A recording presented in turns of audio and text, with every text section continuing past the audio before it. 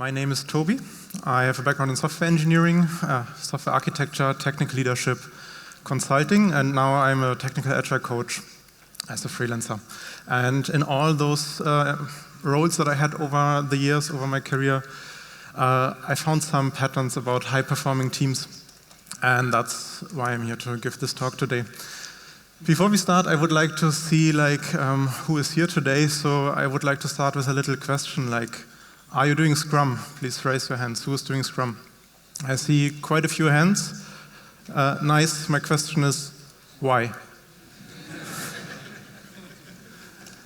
If you are brave, shout it to me. I really would like to know. So what? You're paid for it? That's the best reason I heard, honestly. So there are many answers to that you could give. Like, for example, we want to be more agile or whatnot.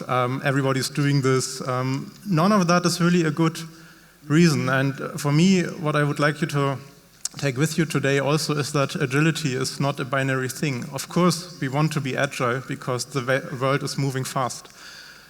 But Scrum was invented 1993, so a bit more than 30 years ago, as a way to move away from waterfall. Now, Scrum certainly is more agile than waterfall. No debate about that, and it was good at that time.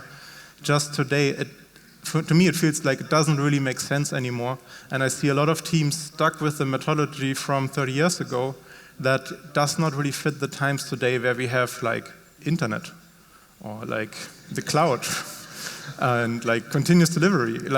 A lot of things that were not a thing in 1993 are now a thing today. So maybe we need to move on from Scrum. And when I tell that, people then sometimes ask, and maybe you have the same question, okay, so what's next? And I don't know. Sorry. Because for me, what's the next framework? That's a question that doesn't make sense to me, because by definition, in my opinion, agile frameworks cannot exist. I mean, Scrum is not an agile framework because the agile movement happened roughly 10 years after Scrum was invented, so clearly there is the dependency is the other way around. And because as soon as we stick to a certain framework, that means we are not thinking outside of the box anymore. We are following some guide, some practices that everybody seems to be doing, and we are not questioning necessarily, why are we doing dailies? Is there a point in doing that today? Just as an example, I led a team over 2 years, and we didn't do dailies, and it was perfect for us. The reason why it was perfect for us was because we were collaborating a lot, and we had a lot of pair programmings, ensemble programmings, and also we had Slack and internet, and we were communicating asynchronously in the meantime. So in the dailies, we just told ourselves what we do together all day, and that didn't really feel right, so we dropped the dailies. But I see many teams sticking to them because some framework kind of recommends them, prescribes them, however you call it. So today I would like to invite you to look beyond your framework, whatever that is, and see what is in it for you, what you could try, and so on. So that's why I would like to start with common problems that I see in teams, and you can maybe check if you see some of them in your team as well, and if you could do something about that. So the first problem that I very often see is that isolation and low collaboration are killing our teamwork. And I think that's by far the most common problem, that we have a lot of things going on in a team at the same time. Everybody is working on their own task, kind of. We have maybe no work in progress limit or a work in progress limit that is way too high. And of course, then we don't have any teamwork. I once worked with a team. When I came in, they had a swim lane for every engineer. That's the opposite of teamwork. And now you say, well, but we are collaborating. We are doing fine. We have code reviews and pull requests and so on. That's not collaboration. That's just throwing shit over the fence, kind of, to the next person, and they will pick it up whenever they have time to do it because everybody is so busy.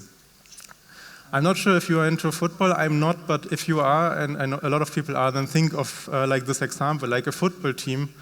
You have 11 people, I think, in this team, and 10 are idling around, waiting to become ready and available for the other person that currently is doing the job, because the job of this team is to get this ball into a goal. This is as far as I understood football. Now what we do in software teams is we give this team 11 balls. And just so that they can make more goals, right? Because if they have more balls, they can paralyze. And we should not do that. We should really stop that. And of course, we should collaborate as if we mean it. And that means we should discover the challenges together and co-create solutions as a team and also own the results together. So do more pairing, do more ensemble programming, and so on.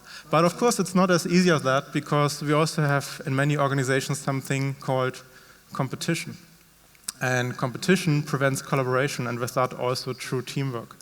Now, what do I mean by competition? Well, many organizations, maybe not so much in Norway, but in other countries, are very hierarchical. So we have these career ladders to the top that get more narrow, and everybody wants to have the next promotion, the next role, the next position, kind of. But there is a limited amount of those. So we need to compete, we need to be better than the people around us in order to get there. And this leads us to having individual goals rather than team goals. It's not about having a huge impact as a company and having an impact as a team. It's more, is this actually helping my promotion? Am I looking good to the layer up? And this creates this kind of competitive environment where people often will sacrifice the teamwork. And this only gets worse when you start to give people individual goals, have performance reviews, all of that.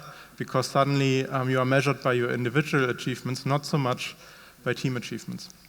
So what we really need to do is collaboration over competition. Like in a team, if you compete, it's very hard to really work as a team for me. Another topic, output obsession. Measuring tasks and not value. What do I mean by this? Basically, are all tasks done? Is our backlog empty? Have we the same velocity as in the last sprint? Did we deliver as much as we did last month? How many features are we shipping per month? All of that, super easy to measure, right? Nice. That's a dream of every manager probably. But it's also completely pointless because teams can be completely busy delivering without actually delivering value. So you have teams that are completely busy and thinking they are doing really, really well because they are so fast, especially if they do continuous deployments. But if then you ask customers, how did the product change over the last 3 months? They are, this is still under development, really? They really add new things? Nothing changed. Maybe, oh yeah, this button had another color and maybe something small here and there. But the impact that you have on customers can be very low. So we should not focus so much on those metrics that are about the output and the speed of everything, but we should focus more on the outcomes, of course. Like, what do customers tell us? Like, what's the feedback we get from customers about our last delivery? How many new customers do we get because of this feature, or how many customers pay more money because they have this new feature?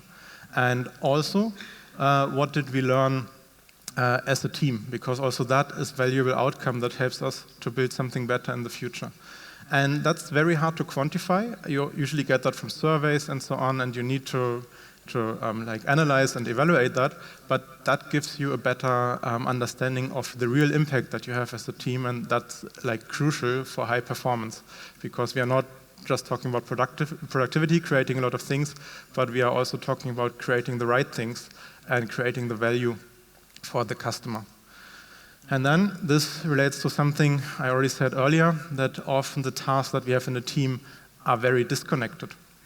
And that usually comes from that we don't have a shared goal, that we don't have a clear strategy, and everything seems kind of equally important. So everybody is working on something different because everything needs to be done at the same time. And the team then often is constantly under pressure. And you have this feeling like work never stops, there's always more urgent things, and everybody's just reacting to that. And if you're doing Scrum, a lot of you raised your hand, I'm sure you have a sprint goal, right? Okay, maybe not. Because most teams, when they say they do Scrum and I ask them, okay, what's your current sprint goal? They blank, or they say, well, finishing everything that's in the sprint backlog, of course? Like, what's that question? No, the sprint goal should be customer focused, and if you don't do sprints, that's very fine, but you should have a goal that is customer focused that you want to achieve.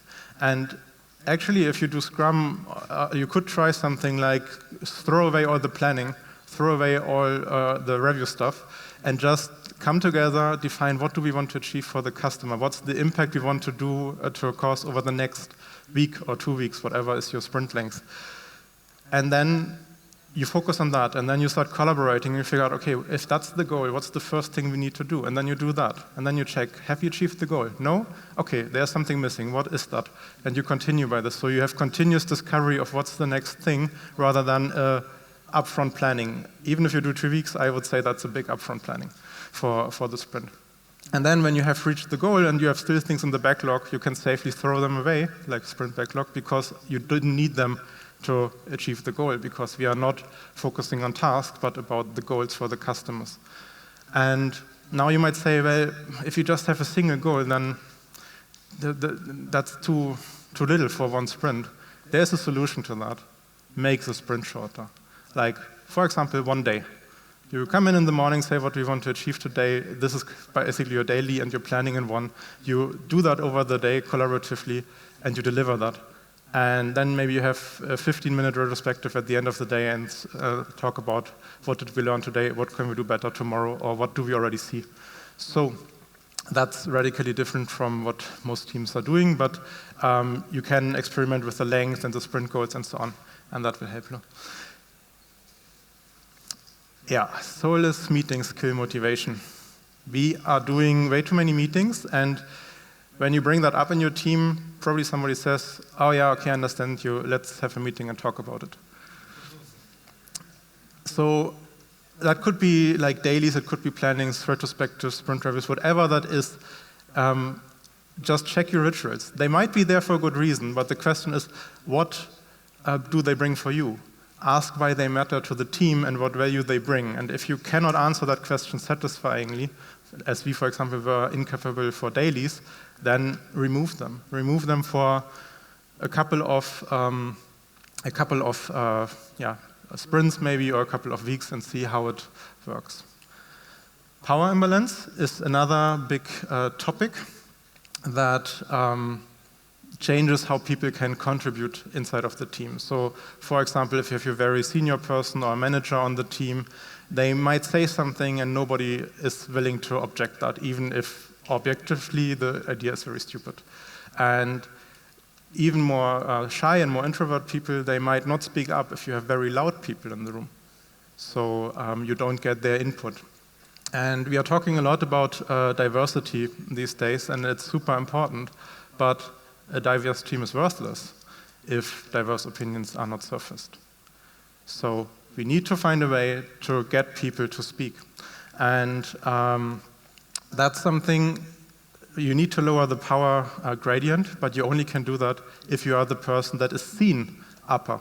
So, and that might be different for everybody. For example, a junior might see a senior person more upper, and another senior person might see them more lower. So you need to discover when in this relationship with other people, they see you as upper in this power gradient.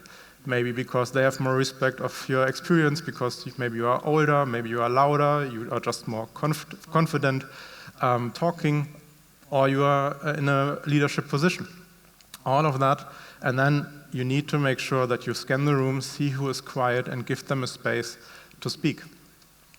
And one thing that I do usually is leaders speak last. I have a personal story. When I was a new tech lead, I made this mistake that I had a great team, and I would not say we had a strong power imbalance there. But when I saw a problem that we needed to solve as a team, I obviously also had a solution to that, because that's what we are paid for, right? Not just finding problems, but solving them. So I went to the team and said, hey, I saw this problem, and I think this is the solution. What do you think about it? And I expected them then to react to that and tell me how this is nonsense, how this couldn't work, and what we should do instead. But what I mostly got was, yeah, sounds fine. And I was a bit frustrated because I saw problems with my solution. So I didn't like that solution really much.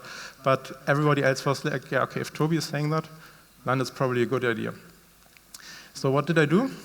I came into the session that we had and said, I see this problem. How do you think we can solve it? And then shut up.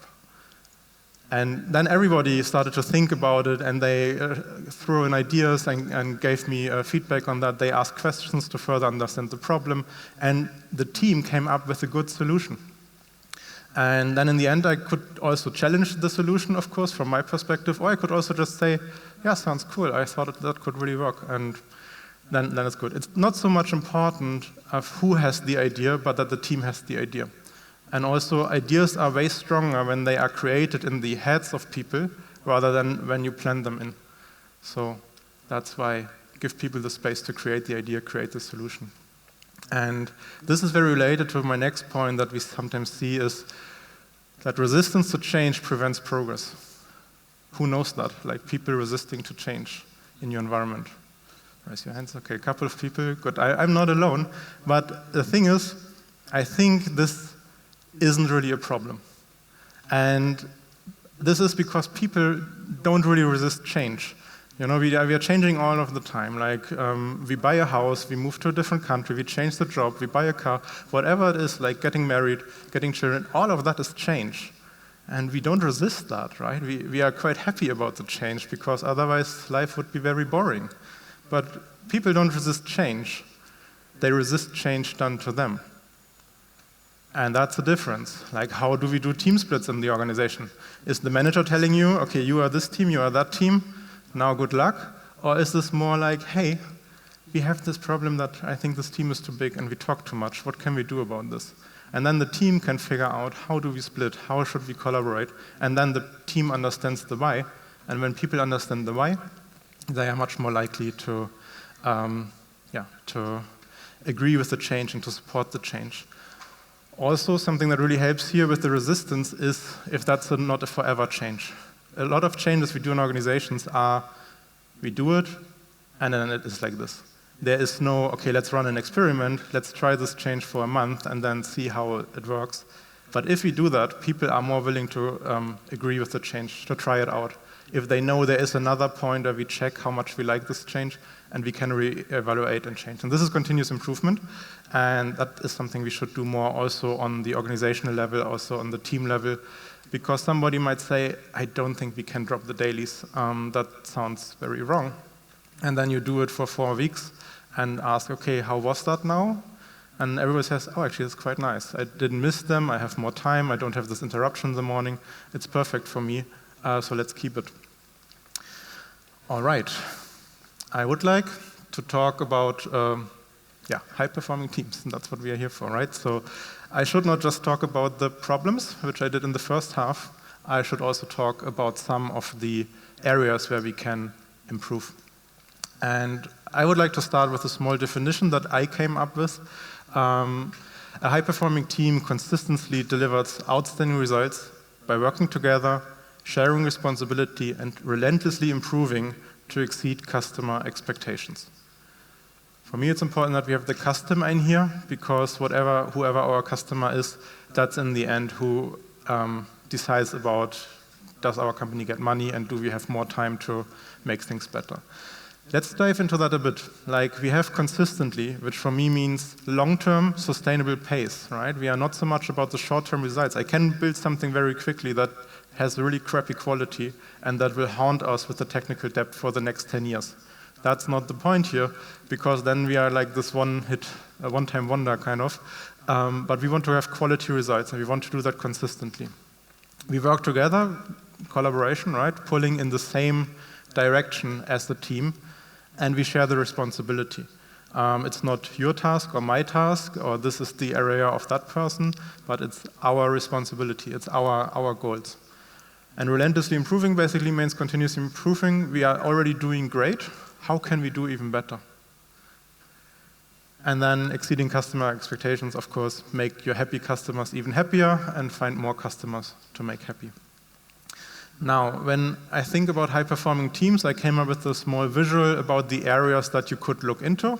And today I would like you to reflect a bit for yourself which areas you might be able to improve with your team, because I guarantee you if you do so, you end up with a more high-performing team. So I have this house, the high-performing teams with a roof. It has 3 pillars. The team, obviously. No high-performing team without a team. meaning, and developer experience if you are talking about developer teams. Every of those 3 pillars is based on another 3 pillars, and those are for team psychological safety, communication and collaboration, and self-organization. And I will go in all of those pillars more in detail on the next slides, just as an overview. Meaning comes from customer focus, vision and strategy, and reflection, retrospectives, and these kind of things. And developer experience, if you know the paper about developer experience from Nicole Forsgren and Abinoda from, I think, last year or 2 years ago, they had these 3 dimensions: flow, feedback, and cognitive load. And you can now take a picture. Now it's complete. They had these 3 dimensions, and I was leading a developer experience team before, and when they brought out this paper, I was like, yes, right, these are the 3 dimensions we really always focus on. So that's why I like them so much, because from personal experience, I know they are really what we focus on. So let's dive into it. Psychological safety. Who knows the term? Great. Most people by now, I expected that. Initially, it was coined by Amy Edmondson. It's a shared belief by members of a team that the team is safe for interpersonal risk-taking. And this is important because we want to experiment. And experimenting means to fail. If you never fail with your experiments, they are not experiments. You don't try hard enough. So we need to find a way to make it safe to make mistakes, to learn from those mistakes, to also ask, like, presumably stupid questions, and also to share if we don't know something, to be vulnerable, and also to openly share our knowledge. Now, then we have communication and collaboration, and I learned from Woody Zuhl that there is something called Vio's law. Communication usually fails, except by accident. And that's a funny law, but when you think about it, it's true, because when I tell you something, you might not, and I might think, okay, now you understood me, but you might just not because you want to look as if you pay attention, or not because you think you understand me, or many, many reasons. So I don't know. What we actually need in order for communication to succeed is to have very fast feedback loops in our communication. For example, in a meeting, when somebody's telling something, somebody else could write that on a whiteboard or in a document, what they understand, and the other person reads that while they are talking and can immediately know, does this look right? Is this what I just said, or is there something missing? And then we can improve our communication while we are communicating. So there are other ways to do that. For example, when we are coding, we can do team programming and pair programming, because that's what they actually are, super fast feedback loops. I tell you something, like write this line of code, you write something different, I know, okay, I wasn't clear, I need to improve what I say, and then I can say that again. And also that opens up the opportunity to ask questions, like I don't understand, why should I write this line of code, doesn't make sense to me. And we have this conversation that helps us to create this mutual understanding. Of course, we can also have back briefings if you are with the team member and you explain something to them.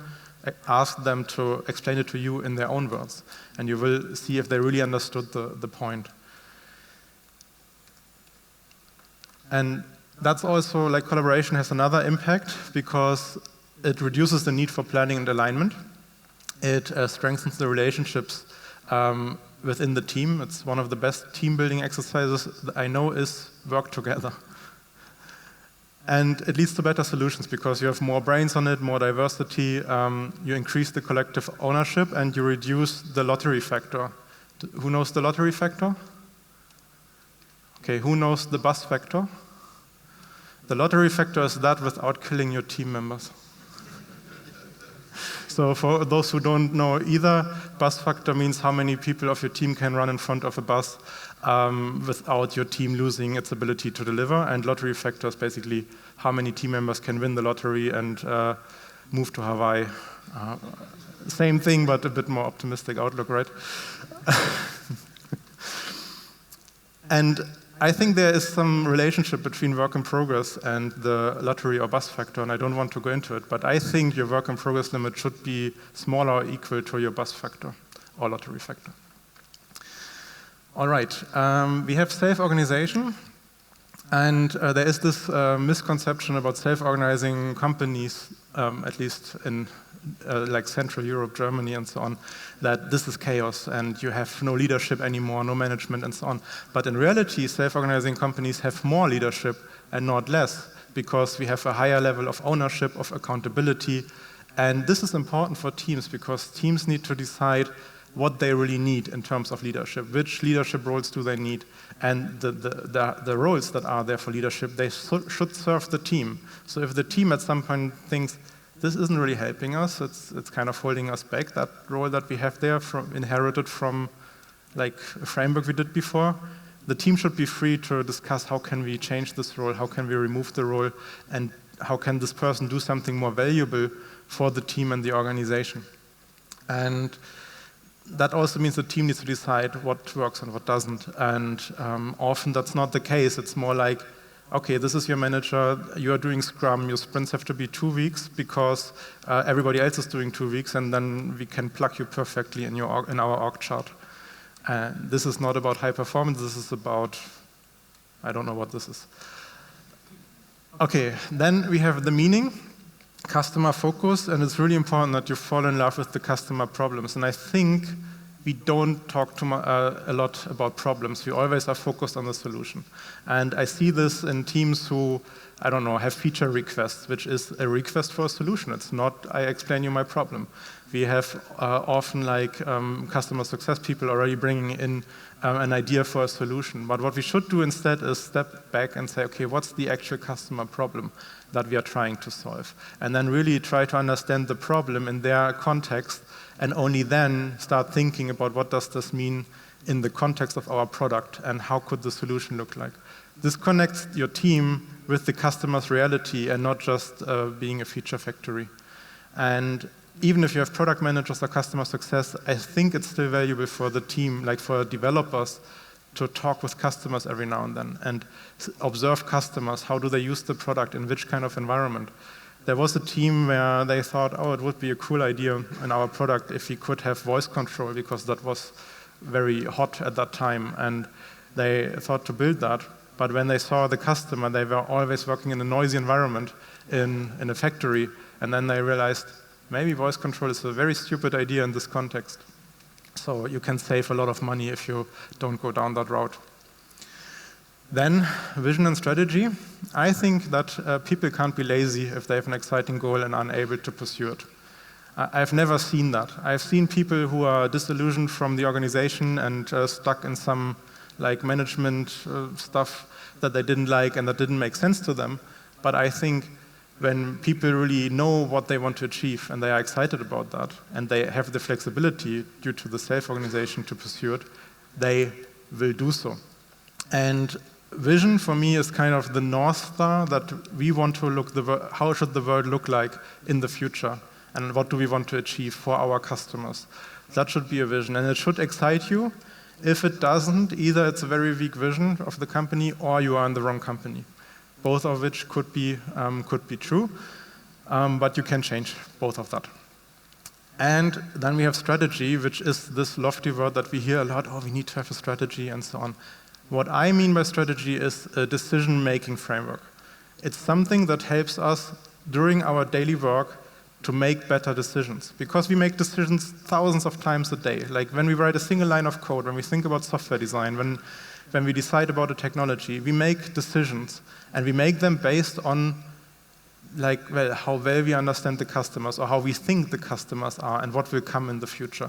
And a strategy can essentially give us some guidance here, some guiding principles, some values.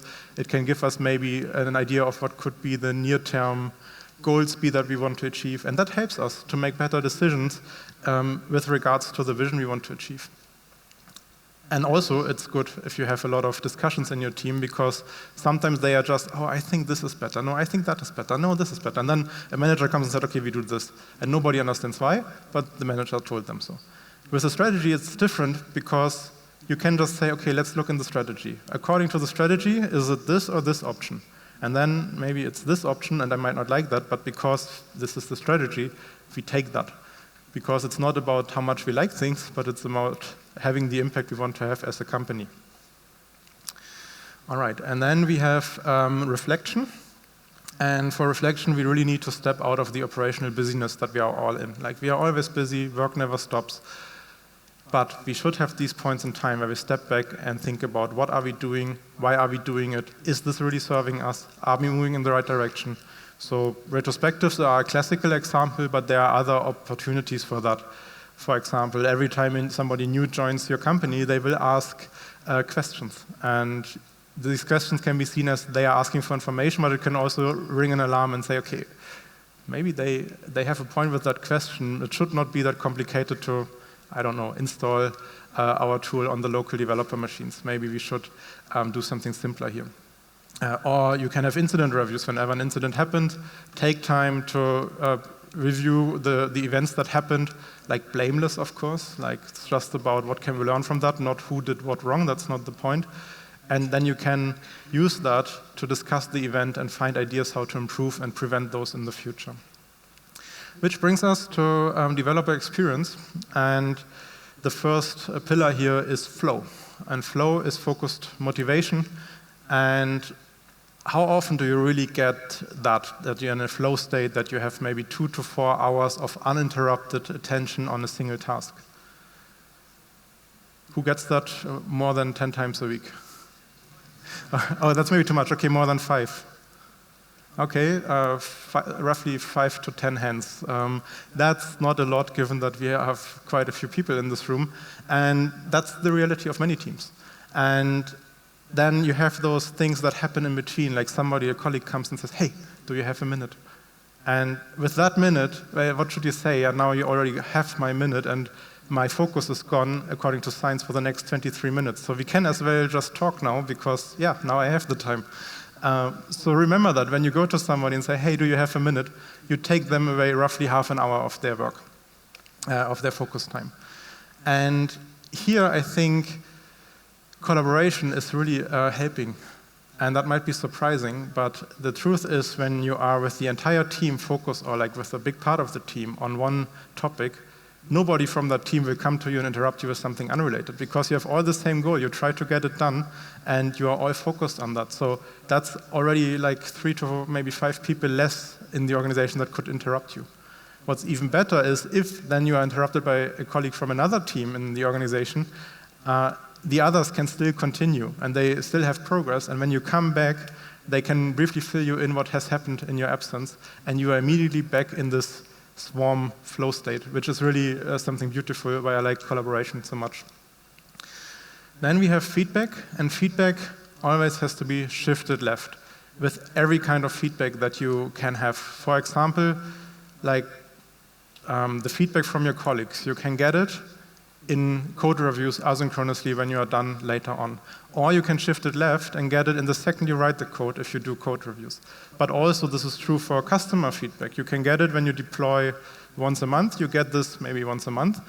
Or if you do continuous deployments, you get this maybe a couple of minutes after you have done a change, which is much faster. And it's all about speeding up those feedback loops that help us to iterate faster and approximate the right solution. And also that's true for peer-to-peer feedback. Don't relay that via a manager or a third party. Give that directly. It's an opportunity to build a good relationship with your team and your team members if you share things that help you all to become better. And especially when you have this psychological safety pillar, that really helps, because then people know you don't give the feedback to harm them, but you give it to help them to become even better. And then, last but not least, we have cognitive load. And cognitive load refers, according to Wikipedia at least, and I can second that, to the amount of working memory resources used. Now, what this means is there are things that increase cognitive load, and you should reduce those. Manual steps in your process that take a lot of attention, where you must not forget to click this button before you do this. That's cognitive load. Complex code, where you need to go 50 layers deep in order to understand a single feature. That's cognitive load. And of course, high work in progress and context switching. Then there are things that decrease your capacity for cognitive load. And that's fear, stress, like personal problems. I mean, if you have a fight at home before you go to work, you all know you are not as up to speed on that day with your work, because that's still in your mind and you still think about it. That takes away your capacity for cognitive load. And of course, there are things that can increase your cognitive load. again, by sharing it, in the example of the collaboration that I give, more people can hold this cognitive load. And for example, when I write the code and I think of something, I can say it out loud, and somebody in the group will just write it down and bring it back to the attention of the team later on at the right time. That takes away cognitive load. And also writing things down yourself. Who knows the Mikado method for refactoring? A couple. I really can recommend that. It's great. Basically, you are creating a graph of the dependencies in your code base of the feature you try to refactor, until to the point where you find a loose end where you can start refactoring without breaking everything. And you can make very small refactorings. And the nice thing is, because you have written that down in a Miro board or like somehow else, on paper maybe even, you can, when you are interrupted, you can go back to that. But you don't need to create this graph in your head completely. You have it written down. That's magical. And then under all of that, of course, we have culture. And culture, basically is how do we work with each other, how do we handle conflicts, how are decisions made, and so on, and what matters to the team. And that together brings us to the closing words very quickly. Improvement is a continuous game, right? Improvement means change, and that's why we call it continuous improvement, because it never stops. There is no done in that regard, because the context changes, the people changes, the work changes. We can always adjust. Like AI was not there really available 10 years ago. Now it's here, and we can figure out, does that help us? Can we build better software faster if we use some AI here and there? Maybe yes, maybe no. Find that out as your team. Most teams have significant and unused potential, because at some point we are stuck in, this is how we always done it. So get some fresh input, because all it really needs is the desire and the outside perspective. If you have new joiners and they ask some questions, take that as an impulse to reevaluate why are you doing certain things. Or if you get in external people, they can also help with that. There are no silver bullets, as always. No silver bullets, no one size fits all. Because this is we are in complex or complicated environments, so there are no really best practices usually. We need to figure out what works for our team. There is one silver bullet I want to give you, and that's experimentation and collaboration. That I found works almost everywhere, especially complex and complicated environments. Finally, I have some books also for you. None of them is mine, but I like them all. Making work visible is about how you make work more visible, how you find blocking dependencies and can visualize them to talk about them and solve them. We have agile conversations. That's about effective communication in agile teams, but not really only agile teams, all kinds of teams, and how we can better make decisions and so on. And then finally we have switch, how to change things when change is hard. And that's about how can we create change in organizations or with people really, and bring them with us on this journey rationally and emotionally, because we need both aspects for people to be sold on a change. So finally, while I'm again briefly talking about myself, a couple of seconds, please use the QR code to give me some feedback. You get also the slides there. There is only one mandatory question, and that's the rating. The rest is optional. There's no field for your email address, because you cannot sign up to my newsletter via that. It's really just for feedback. I'm still Toby. I help software companies build better software products faster, and I do this through technical and leadership consulting, technical agile coaching, interim engineering leadership, and workshops, courses, and mentorings. And I know I'm the only person standing between you and lunch. So I just want to take one question for you to take with you for next week, and that is, what experiment should your team try next week? Thank you.